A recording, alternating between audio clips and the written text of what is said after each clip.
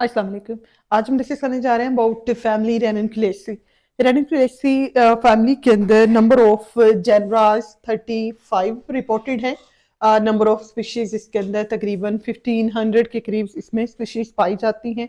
Most important plants की बात करें तो रेनिनकुलेस इसके अंदर सबसे ज़्यादा कॉमनली जन्म पाया जाने वाला या सबसे कह लीजिए इंपॉर्टेंट इसका एक जीनस है। और रेनिनकुलेस म्यूरिकेटस या बटर कप जो है इसको कहा जाता है। कॉमन नेम इसका क्रो फुट भी है। यानी ये जिस तरह कबे का जो पंजा है वैसी ही इसके फूल की जो ना वो पेरेंट्स होती है, जिस वजह से इसको क्रो फुट कहा जाता है। नाइजीला है काला जीरा, जिसे कॉन्डिमेंट के तौर पर मसाले के तौर पर इस्तेमाल करते हैं, वो भी इसी फैमिली से ताल्लुक रखता है। काल्था है, ये मार्च मैरीगोल्ड फ्लावरिंग प्लांट है और इम्पॉर्टेंट ऑर्नामेंटल प्लांट्स के अंदर इसको यूज किया जाता है। एकोनिटम है, इसी तरह थैलिक्ट्रम है जिसको उर्फियाम में ममीरा कहा जाता है। डेल्फिनियम है, लार्क्सपुर के नाम से जाना जाता है। बड़े बड़े इसके फूल होते हैं, बड़ा पौधा होता है। जो इसके अंदर हम रिप्रेजेंटेटिव मेंबर स्टडी करने जा रहे हैं, दैट इज रेनिनकुलेस म्यूरिकेटस, और इसको बटरकप और क्रोफुट के नाम से जाना जाता है। अगर रेनिनकुलेस म्यूरिकेटस की हैबिट की बात करें तो एक कॉमन एनुअल हब है, यानी ये एक मतलब जो जड़ी बूटी नुमा जो है ना वो पौधा होता है ये। और इसकी फ्लावरिंग जनरली फेब से और मार्च के दरमियान, फेब और मार्च के दरमियान ये फ्लावरिंग करता है। येलो कलर के इसके ऊपर फ्लावर ग्रो करते हैं और प्लेनी एरियाज के अंदर, मोस्टली फील्ड्स के अंदर ये हब के तौर पर ग्रो करता है। रूट की बात करें तो इसकी रूट जनरली टैप रूट होती है, प्राइमरी रूट होती है। बट इसकी प्राइमरी रूट जो होगी वो शॉर्ट लिव्ड होती है। शॉर्ट लिव्ड होती है मतलब जल्द ही उस रूट से आगे जो रूट्स निकलती हैं, जिन्हें एडवेंटिशियस रूट्स कहते हैं, तो ये रिप्लेस हो जाएगा विद एडवेंटिशियस रूट। यानी प्राइमरी रूट शॉर्ट लिव्ड है और रिप्लेस हो जाएगी बाय एडवेंटिशियस रूट्स। अब एडवेंटिशियस रूट्स कौन सी होती हैं? रूट की बात करें या प्राइमरी रूट की बात करें तो ये जो बेसिक रूट जो है ना वो बनती है, जो रेडिकल से बनती है, उसको प्राइमरी रूट कहा जाता है। जबकि स्टेम से, किसी लीफ से या इवन रूट से ही आगे जो बनने वाली रूट होती है, तो अदर देन सीड या अदर देन रेडिकल जिस भी पार्ट से रूट ग्रो करेगी उस रूट को क्या कहेंगे? एडवेंटिशियस रूट्स कहेंगे। स्टेम इसका हर्बेशियस होगा, ग्रीन होगा, इरेक्ट है, अपवर्ड ग्रो करता है, फिस्ट्यूलर है, अंदर से खाली होता है। अंदर सिस्टम इसका जो है वो क्या होगा? होलो होगा, जूसी नहीं होगा। सिलेंड्रिकल लंबाई के रुख ग्रो करता है। ग्लैब्रस है, इसके ऊपर हेरी सी स्ट्रक्चर जन्म होती है, मतलब स्मूथ नहीं होता। और स्टेम इसका ब्रांच्ड होता है। लीफ की बात करें तो रेडिकल लीफ है, अकेले अकेले ग्रो करते हैं और इसके पत्तों के अंदर लंबी लंबी डंडियां होती हैं।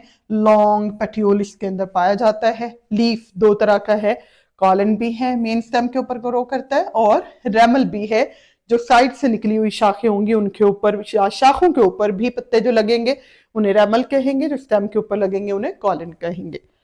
अल्टरनेट पैटर्न है, यानी दाईं तरफ और बाईं तरफ, इस तरह से इसमें लॉन्ग जो इसमें होंगी पेट्यूल होंगी और फिर उससे आगे लीफ जनरल।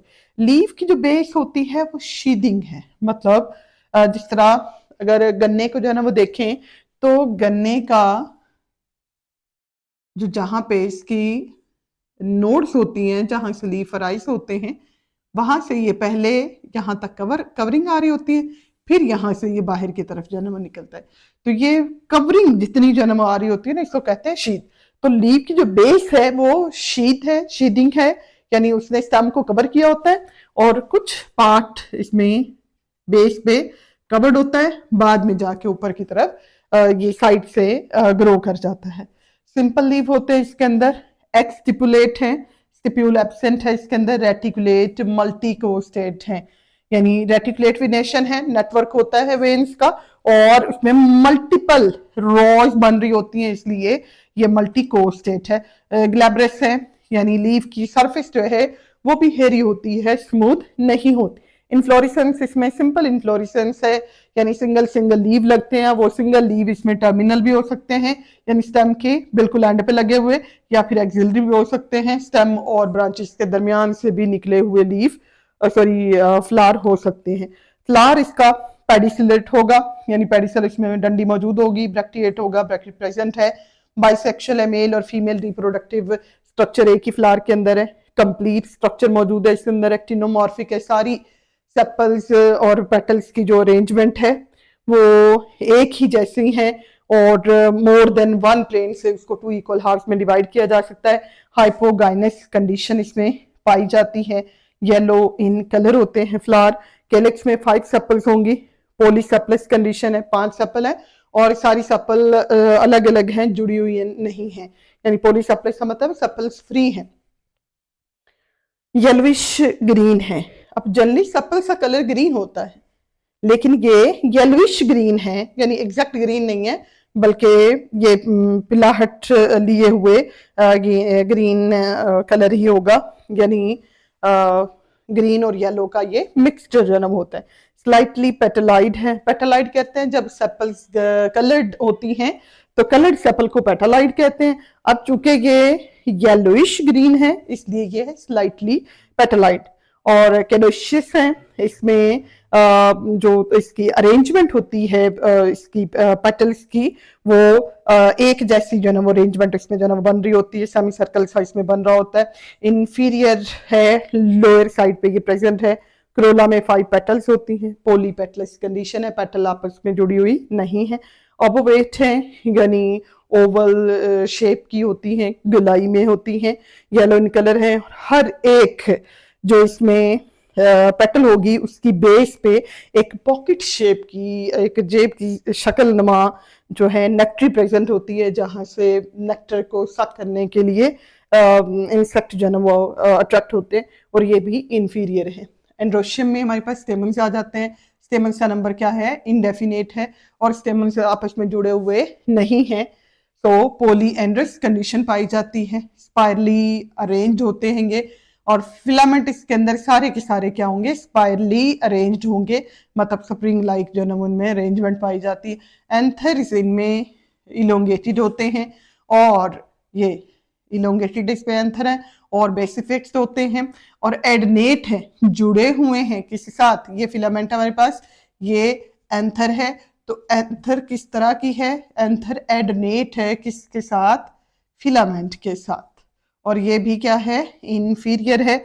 और गायनेशियम के अंदर बात करें तो फीमेल रिप्रोडक्टिव स्ट्रक्चर में पॉलीकार्पलरी कंडीशन पाई जाती है। कार्पल्स में नहीं होती हैं, बहुत सारी कार्पल है, अपोकार्पस कंडीशन है, कार्पल आपस में जुड़ी हुई भी नहीं है। ओवरी इसमें सुपीरियर है, क्योंकि हाइपोगाइनस फ्लावर हमने लिया है, और बाकी तमाम स्ट्रक्चर इसमें क्या थी? इंफीरियर थी। यूनिलोक्यूलर है, एक ही खाना होता है, और प्लेसेंटेशन इसमें बेसल है, यानी ओव्यूल जो है बेस के साथ जुड़ा होता है। स्टाइल इसमें शॉर्ट होगा, जो स्टाइल ये देखिए ना, ओवरी, स्टाइल और ये स्टिग्मा।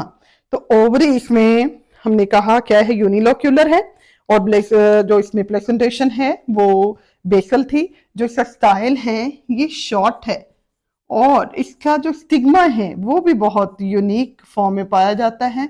इसका जो स्टिग्मा है, यानी टर्मिनल जो पार्ट है, वो बीक्ड शेप होता है, चूंच नुमा होता है, इस तरह से ये मुड़ा हुआ होता है। फ्लोरल फार्मूला लें तो एक्टिनोमॉर्फिक है, बाइसेक्सुअल है, सेपल्स 5 हैं, फ्री हैं। कैलिक्स में 5 पेटल्स हैं, फ्री हैं। एंड्रोशियम इसमें मैनी है, इंडेफिनेट नंबर है। गायनेशियम इसमें पॉलीकार्पलरी कंडीशन है, इंडेफिनेट नंबर है। और ओवरी इसमें क्या होगी? सुपीरियर होगी। अब बात करेंगे हम इसकी इकोनॉमिक इंपॉर्टेंस की। इकोनॉमिक इंपॉर्टेंस के अंदर इसमें सबसे पहले आ जाते हैं ऑर्नामेंटल प्लांट्स। इसके अंदर एक बड़ी वैरायटी है ऑर्नामेंटल प्लांट्स की, जिसमें रेननक्यूलस का आ जाती है, जीनस आ जाती है, एनिमोन्स की आ जाती है, काल्था है, नाजिला है, डेल्फिनियम है, और क्लीमेटिस है। ये सारी जो है ना वो जीनस है, ये अपने अट्रैक्टिव फ्लावर्स की वजह से और प्रोमिनेंट फ्लावर्स की वजह से इनको ऑर्नामेंटल पर्पसेस के लिए ग्रो करवाया जाता है, सजावटी और नुमाइशी पौधों के तौर पर इनको ग्रो कराया जाता है।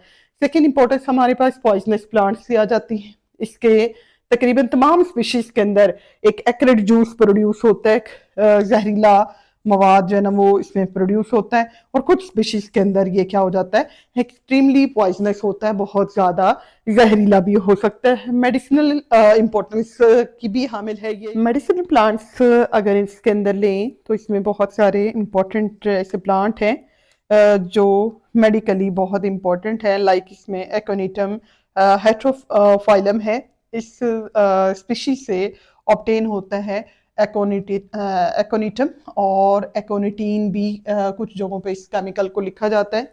तो ये एक अल्कलाइड है जो ऑब्टेन होता है यहाँ से, और बहुत सारी मेडिसिन को कंट्रोल्ड क्वांटिटी के अंदर यूज किया जाता है। थैलिक्ट्रम हम सेकंड इसमें एग्जांपल जो है ना वो लेते हैं, थैलिक्ट्रम और ममीरा इसको कॉमनली कहा जाता है। इससे जो मतलब कह लीजिए जो अल्कलाइड और जो इससे जो केमिकल ऑब्टेन होता है उसको ऑफ्थेल्मिक पर्पसेस के लिए, यानी आंखों की जो अद्वियात होती हैं, आइस जो मेडिसिन होती हैं, उनमें कंट्रोल क्वांटिटी के अंदर इसको यूज़ किया जाता है, क्योंकि हमने कहा कि इसमें तकरीबन तमाम जो स्पीशीज होती हैं रेनिनकुलेसी की, उनके अंदर एक्रिड जूस की प्रोडक्शन हो रही होती है। तो बहरहाल इसको कंट्रोल क्वांटिटी के अंदर मेडिसिन के अंदर यूज किया जाता है। कॉन्डिमेंट्स के तौर पर इसकी इम्पोर्टेंस है।